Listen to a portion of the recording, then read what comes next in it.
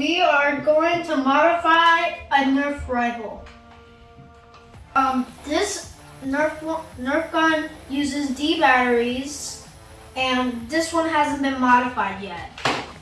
But Mia's is modified. Tell them what the thing is. So this gun has 6 cell batteries. Oh, cell batteries, okay. So this is what a cell battery is. This is what you use for remote control cars. And this is what the D batteries is. So what we're looking to do is modify these guns to use D batteries so we can charge them. So Alright, so this gun here, as you see, has already been modified with a C cell battery. And what we did is we connected the positive and the negative here, okay? With the connectors. So we're looking to do the exact same thing to this one, which when you open this up, you'll see that this entire chamber comes out and it has, yes, and it has 6 D batteries. Seems like a waste of money for us, so I wanted to go ahead and modify these and make it better. Now the other cool thing about making it better with a C cell battery is that it shoots faster and further. Yeah, it shoots like 100 something. Wait, what was it? 100 feet. Oh wow. We're gonna show you what it looks like when it's modified at the speed that it shoots. Ready now? Go. Go.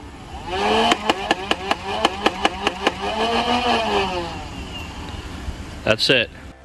Now we're gonna get this out and do the first step we need to do.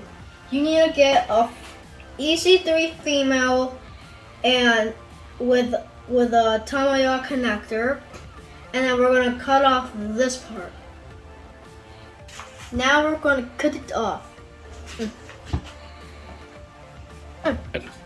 Okay, I just cut this off with the help of my dad because I couldn't cut this. And now he's gonna help me extend it. We're gonna use this wire stripper to cut the plastic part off the wire.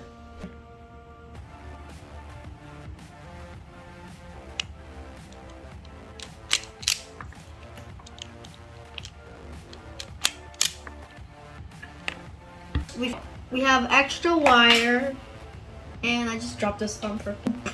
We cut it off with this, and now we are going to connect it.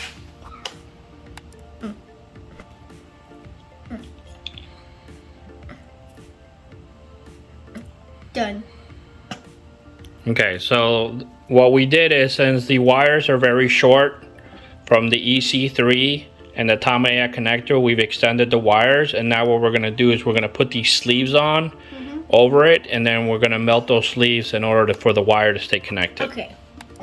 Now we're gonna use a heat gun.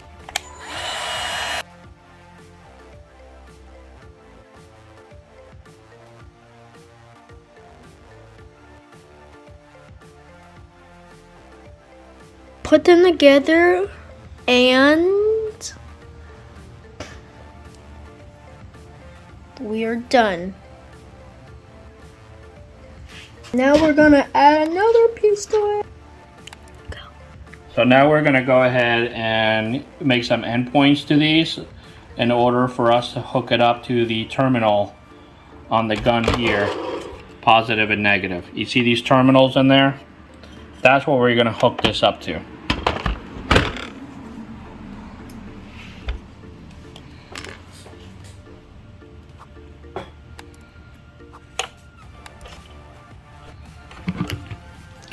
If you have a vice grip, a vice grip is good because you're going to use this in order for you to flatten this and make sure it actually holds the wire together. Okay, so that's the one done. And now we're gonna do the other one. Here you go.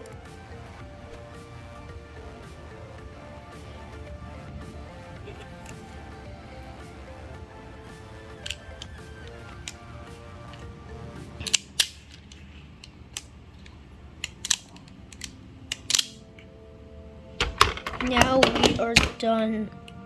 Okay, so it should look like this. All right, so go ahead and hook up the negative to the terminal and the positive to the terminal. And we're gonna do that using hot glue gun. The hot glue gun's already hot, so let's go ahead and do that. All right, so we put the negative terminal there. So what we're gonna do is, we're just gonna hot glue this. And I put a lot of hot glue there, so it won't come out. Yeah. Because it could get loose. Okay, so wait for that one to dry before you go on to the next terminal. Alright, so now you see that I've hot glue gun the negative on the terminal and the positive on the terminal. And we left this open in order for us to hook up the EC3 from female to male.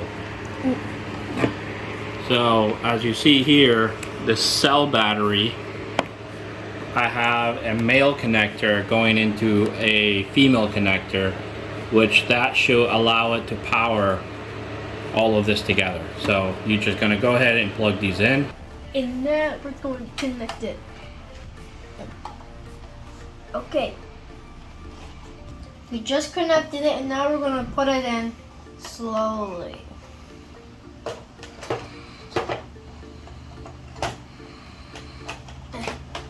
Okay, now we're gonna put this top on somehow.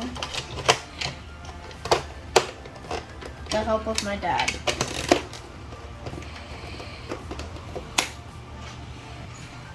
And now we're gonna go test if it really works. Wow, go, let's do it again.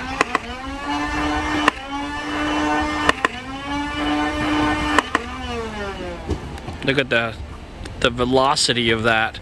That must have been at least 150 feet. Yeah, but this went farther than the red one. Yeah. If you watch closely, I hope you like this video about modifying a Nerf gun. And subscribe. And leave a like. See you next time, guys.